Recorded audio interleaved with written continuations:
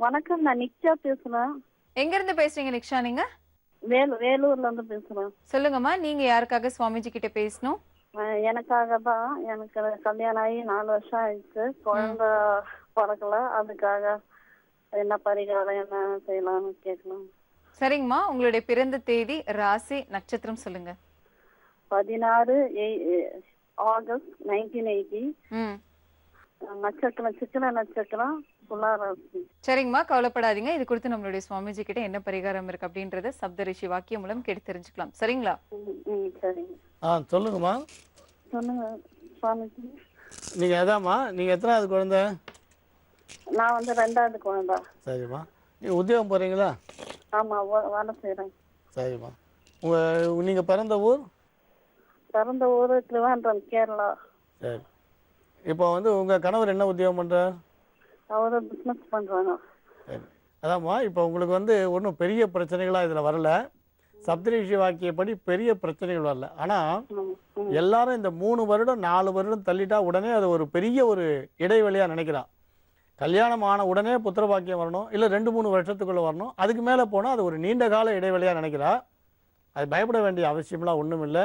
ஏன்னு கேட்டிங்கன்னா, சில நேரங்களில் வந்து தாமசமாக வந்தாலும் நல்லதாகவே சுவாமி கொடுப்பார். சில விஷயங்கள் தாமசமாக நடக்கும், ஆனால் நல்லதாகவே நடக்கும். இப்போ உங்களுக்கு நாங்கள் சொல்கிறது, நீங்கள் வந்து திருவனந்தபுரம் அனந்த பத்மநாபர் சுவாமியை நீங்கள் வந்து ஒரு ஏகாசி அன்னைக்கு போய் தரிசனம் பண்ணுங்கள். அது எந்த வளர்பிறை தேய்பிறை ஏகாசியாகவும் இருக்கலாம்.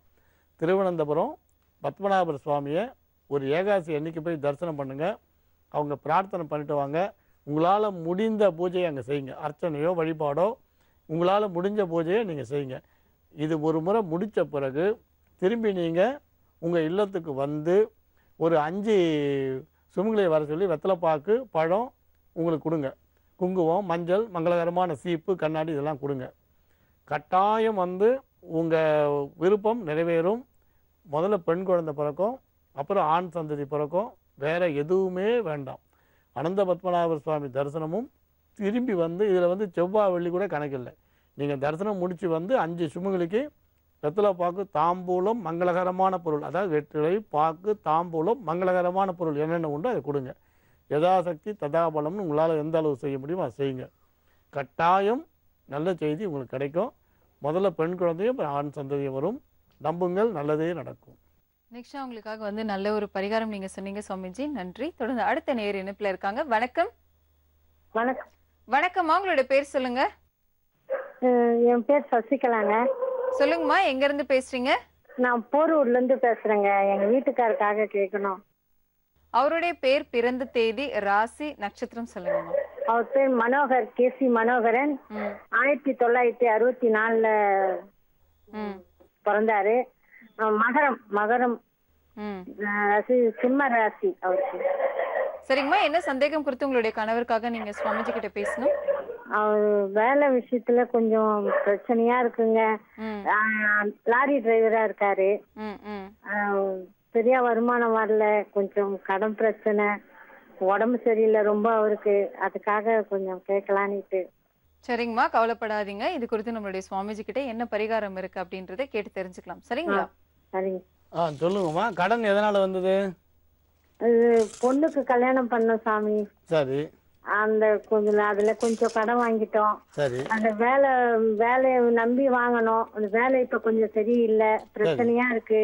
சரி. அதனால கொஞ்சம் மாட்டிக்கிட்டு ரொம்ப கஷ்டமா இருக்கு. அதனால வேலை எப்படின்றதுக்காக கேட்கலான்னு சாமி. அதான் உங்க கணவர் மக நட்சத்திரம் சிம்ம ராசியில பிறந்தாரு சொன்னீங்க. ஆமா. பொதுவா மக நட்சத்திரம் வந்து ஒரு உத்தமமான நல்ல நட்சத்திரம் தான்.